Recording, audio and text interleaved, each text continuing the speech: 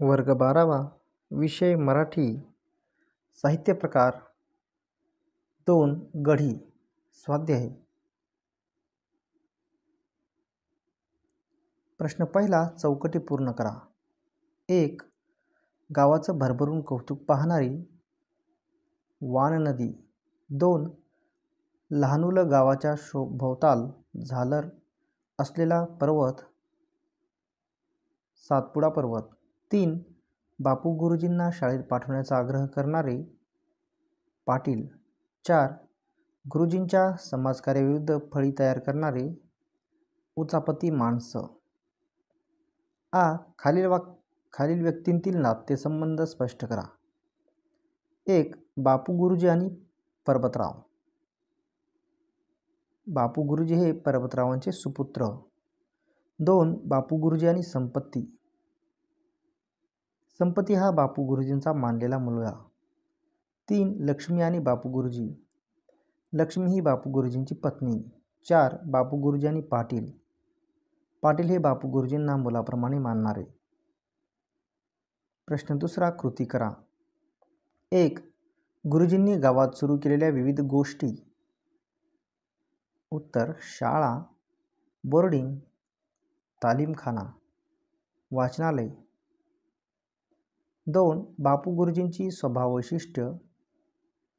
गावावर नितांत प्रेम असलेले, गावाच्या सर्वांगीण विकासाची दृष्टी असलेले, पूर्णपणे निस्वार्थी, स्वतःच्या मर्यादांची जाणीव असलेले.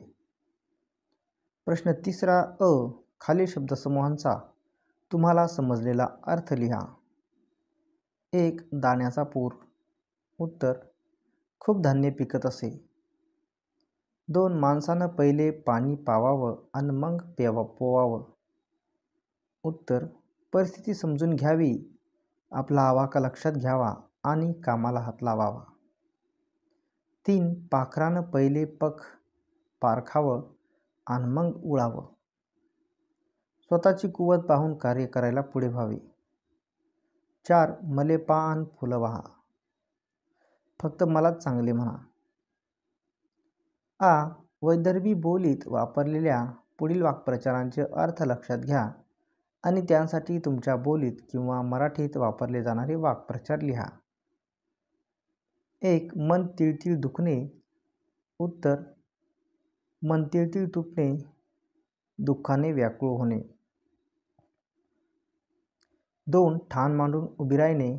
उत्तर: ठाण मांडून बसणे, पाय रोवून उभे राहणे, कृतीत ठामपणा असणे. खालील म्हणींचा अर्थ तुमच्या शब्दांत लिहा. 1. हळ्याच्या सर्पानं माणसं मरत नसतात. उत्तर: क्षुद्र व्यक्ती चांगल्या व्यक्तींचे काहीही वाईट करू शकत नाही. 2. गायीची शिंग गायीला भारी नसतात. उत्तर: आपल्या माणसासाठी खस्ता खाताना कोणालाही त्रास होत नाही. 3. चाल वैरे पोरा आणि वैरे डोरा. उत्तर: पोरा चल पुढे हो आणि ढोरांना ओढून घेऊन जा. प्रश्न चौथा कारणे लिहा. 1. गावातला जो तो आनंदात होता कारण. उत्तर: गावातला जो तो आनंदात होता कारण त्या दिवशी गावाला साजरे गाव हे पारितोषिक मिळाले होते. 2. शिक्षण आटोपल्यावर बापूंना गावाची ओढ लागली कारण. उत्तर: शिक्षण आटोपल्यावर बापूंना गावाची ओढ लागली कारण त्यांना गावात शिक्षणाचा प्रसार करून गाव सुधारायचे होते. 3. गावाले गडी खचण्याची वाट पाहत होते कारण. उत्तर: गावाले गडी खचण्याची वाट पाहत होते कारण गडी खचल्यावर गाववाल्यांना पांढरी माती मिळणार होती. प्रश्न पाचवा थोडक्यात उत्तरे लिहा. 1. पाखरानं पहिले पख पारखावं आणि मग उडावं असे बापू गुरुजी का म्हणत असतील ते स्पष्ट करा. उत्तर: आकाशात भरारी मारायची असेल तर पंख मजबूत असावे लागतात. पंख मजबूत नसतील तर अर्ध्यावरच पक्षी खाली पडेल. त्या दमलेल्या अवस्थेत त्याला पळताही येणार नाही, उडताही येणार नाही. मग कोणीही त्याला मारतील, खातील, म्हणजेच त्याला स्वतःचे रक्षण करता येणार नाही. स्वतःचे अन्न आणण्यासाठी दूरपर्यंत जाता येणार नाही. हा एक दाखला झाला. हाच सर्वत्र लागू पडतो. आपण जीवन जगत असताना अनेक गोष्टी करू पाहतो. अशा वेळी आपण कोणती कृती करायची ठरवली आहे, त्या कृतीसाठी कोणते गुण, कोणती कौशल्ये आवश्यक आहेत, ते प्रथम समजून घेतले पाहिजेच. ते गुण, ती कौशल्ये आपल्याजवळ आहेत का, ते तपासून पाहिले पाहिजे. ते गुण, कौशल्ये नसतील तर आपण यशस्वी होणार नाही आणि आपल्याला नैराश्य येण्याचा धोका असतो. म्हणून गुरुजींनी दिलेला दाखला नीट समजून घेतला पाहिजे. 2. बोर्डिंगमधला संपत्ती नावाचा मुलगा गेल्यानंतर बापू गुरुजींच्या भावना तुमच्या शब्दांत लिहा. उत्तर: बोर्डिंगमधल्या संपत्तीला गुरुजींनी आपला मुलगाच मानले होते. त्याला वडील नव्हते. त्याचे वडील तो लहान असताना हे जग सोडून गेले होते. गुरुजींनी त्याला आईबापाची माया दिली होती.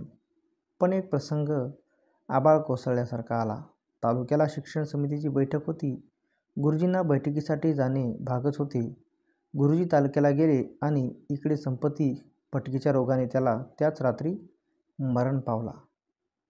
या घटनेने गुरुजी व्याकुळले. विव्हळणे. याला आपण मुलगा मानलं, पण आपण त्याचे रक्षण करू शकलो नाही. गावात दवाखाना असता तर तो वाचला असता. ते धाय मोकळून रडले. गावात दवाखाना नाही याला जणू आपणच जबाबदार असे त्यांना वाटू लागले. म्हणून गावातली एक उणीव दूर करण्याचा त्याने निश्चय केला. 3. गुरुजींचा मुलगा वारल्यानंतर बोर्डिंगातल्या मुलांच्या झालेल्या अवस्थेचे वर्णन करा. उत्तर: गुरुजी शाळेमध्ये पूर्ण गुंतून पडले होते. त्यांचे त्यांच्या घराकडे, पत्नीकडे, मुलाकडे अजिबात लक्ष नव्हते. एकदा त्यांचा मुलगा खूप आजारी पडला. तापाने फणफणला. पत्नी येऊन रागावली गेली. तेव्हा ते मुलाला घेऊन अकोल्याला डॉक्टरकडे गेले. आपल्या कनवाळू गुरुजींवर फार मोठे संकट आल्याचे मुलांना जाणवले. हे संकट दूर झाले नाही तर गुरुजी पूर्णपणे कोलमडून पडतील या भीतीने संपूर्ण बोर्डिंग भकास झाले होते. त्यातले चैतन्यच नष्ट झाले होते. बोर्डिंगातल्या मुलांची जेवणावरची वासना उडाली. कोणीही जेवले नाहीत. सर्वजण निपचित पडून राहिले होते. तिकडे अकोल्याला डॉक्टरांच्या उपचारांचा काही उपयोग झाला नाही. गुरुजींच्या मुलाने शेवटचा श्वास घेतला. गुरुजी पुरते हादरून गेले. मुले तर त्यांच्यापेक्षाही भेदरून गेले. एकमेकांच्या गळ्यात पडून रडले. घडीसारखे खंबीर गुरुजी सर्व बाजूंनी खचत चाललेले मुलांना पाहवत नव्हते. मुले हादरून गेली होती. आगतिकता, असहाय्यता यांचे दर्शन घडत होते. प्रश्न 6वा स्वमत. बोर्डिंगात शिकत असलेल्या व शिकून गेलेल्या विद्यार्थ्यांचे बापू गुरुजींबद्दल असलेले प्रेम तुमच्या शब्दांत लिहा. उत्तर: बोर्डिंगातल्या मुलांवर गुरुजींची खूप माया होती. त्याप्रमाणेच मुलांचेही ते खूप लाडके होते. त्यांच्या शब्दाला विद्यार्थ्यांच्या मनात खूप मान होता. त्यांचा शब्द ते कधी खाली पडू देत नव्हते.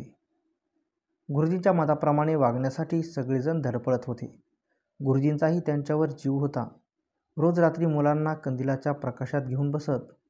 त्यांचा अभ्यास घेत. पहाटे उठूनही अभ्यास घेत. गुरुजींचा मुलगा वारला तेव्हा मुले दुःखाच्या सागरात बुडून गेले. 7वी पास झाल्यावर विद्यार्थी साहजिकच शाळा सोडत. काही शिकलेल्यांना बापूंनी अन्य गावच्या शाळांत शिक्षक पदावरची नोकरी मिळवून दिली होती. आपली उदरनिर्वाहाची सोय झाली तरी विद्यार्थी गुरुजींना विसरले नाहीत. गुरुपौर्णिमेच्या दिवशी ते आठवणीने गुरुजींना भेटत. श्रीफळ देऊन त्यांच्या पाया पडत. त्यांचा आशीर्वाद घेत आपापल्या गावी जात. त्यांच्या गावी गुरुजींनी यावे असा ते आग्रह करीत. अशा प्रकारे आजी-माजी सर्व विद्यार्थ्यांचा गुरुजींवर जीव होता.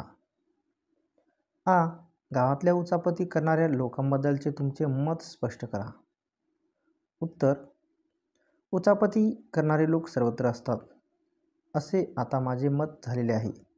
गडी या कथेत वर्णन केलेली घटना ग्रामीण भागात घडलेली आहे, शिवाय जुन्या काळात घडलेली आहे. पण असे लोक आताही दिसतात आणि शहरातसुद्धा आढळतात. हे लोक नेहमी चांगल्या कामात अडथळे आणतात. काही चांगले घडावे, लोक समर्थ व्हावेत, त्यांचे जीवनमान सुधारावे, सर्वांना शिक्षण मिळावे असे त्यांना वाटतच नाही. सर्व समाज उत्तम जीवन जगू लागला तर त्यांची किंमत नाहीशी होईल अशी त्यांना भीती वाटते. सगळीकडे सतत काहीतरी वाईट घडत राहिले की उचापती लोक दांडगाई करून प्रसंगात घुसतात आणि स्वतःचा फायदा करून घेतात. प्रामाणिक कष्ट करून त्यांना जगायचे नसते, फुकटात पैसा लाटायचा असतो. राजकारणात सध्या अशा लोकांची चलती आहे. आपणच या लोकांना ओळखून त्यांना दूर ठेवले पाहिजे, तरच आपला देश सुधारेल. वान न दिले कधीमधी येणारा पूर आता पाटावरल्या आकल्याईले आला होता. यातून तुम्हाला समजणारा अर्थ स्पष्ट करा. उत्तर: या विधानाचा शब्दशः अर्थ आधी आपण समजावून घेऊ. वान नदीला पूर्वी भरपूर पाणी असे. पूर्वी ती भरभरून वाहत होती. अधूनमधून पूरही येई. या नदीच्या पाण्यात जशी वाढ होई तशी वाढ आता शाळेच्या पटसंख्येत होऊ लागली होती. म्हणजे गुरुजींचे कष्ट फळाला आले होते. ज्या गावात पूर्वी शाळाच नव्हती त्या गावात आता शाळा आली. इतकेच नव्हे तर 4थीपर्यंत असलेली शाळा गुरुजींच्या प्रयत्नामुळे 7वीपर्यंत झाली.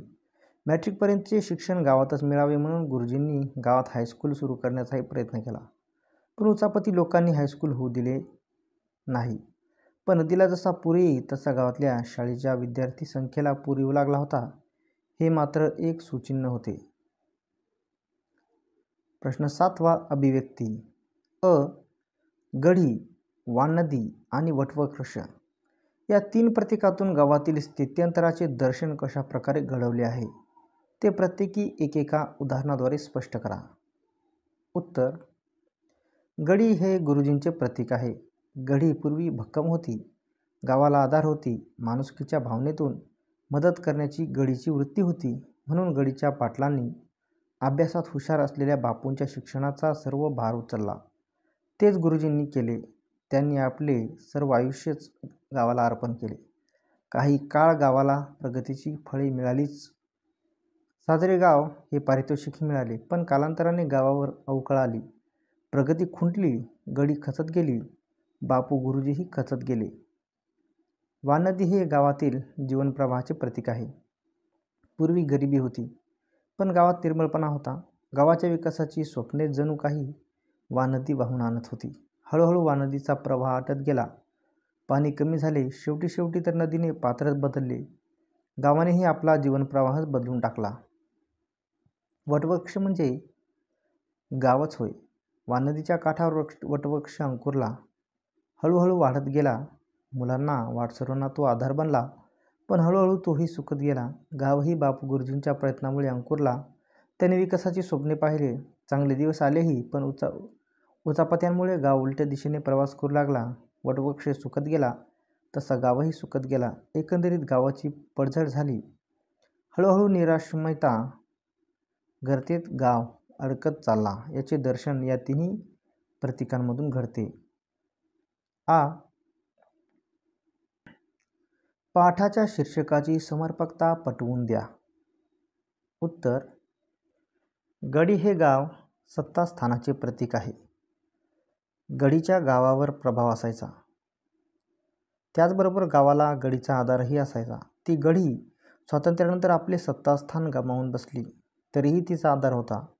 उन्हा पावसाला तोंड देत त्यांच्याशी झगडत गढी ताठ उभी होती. हळूहळू ती खंगत गेली. 4ही बाजूंनी ती कणाकणाने कोसळत होती.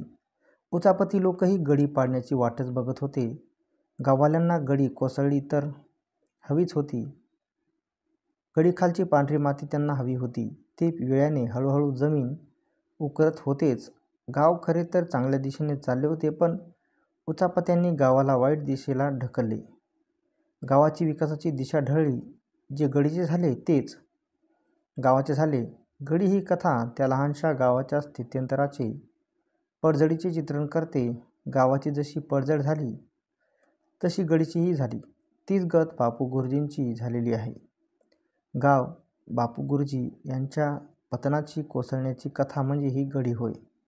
म्हणून गढी हे शीर्षक अत्यंत समर्पक आहे. या कथेतील वैदर्भी बोलीचे तुम्हाला जाणवलेले वेगळेपण लिहा. उत्तर: वैदर्भी बोली खरोखरच रसाळ भाषा आहे. मन प्रसन्न होते. कथेतील वर्णने कोरड्या तपशिलाने केली जात नाहीत. हृदय भाषेत ही वर्णने येतात. त्यामुळे भाषावाचकांच्या मनाची पकड घेते. कथेत वाक्प्रचार व म्हणींचा मुबलक उपयोग केलेला आहे. किंबहुना बोलीभाषेचे हे वैशिष्ट्यच असते. यामुळे भाषा रसाळ झाली आहे. भाषा रसाळ होण्याला आणखी एक कारण आहे, ते म्हणजे ध्वनिमाधुर्य हे होय. नामांना क्रियापदांना लागलेले प्रत्यय पहा. उदाहरणार्थ गावाले, त्याईच्या, त्याईने, त्याईले हे उदाहरणादाखल दिलेले प्रत्यय लक्षणीय आहेत. त्यांचा उच्चार मृदू मुलायम आहे. या प्रत्ययांचे प्राबल्य आहे.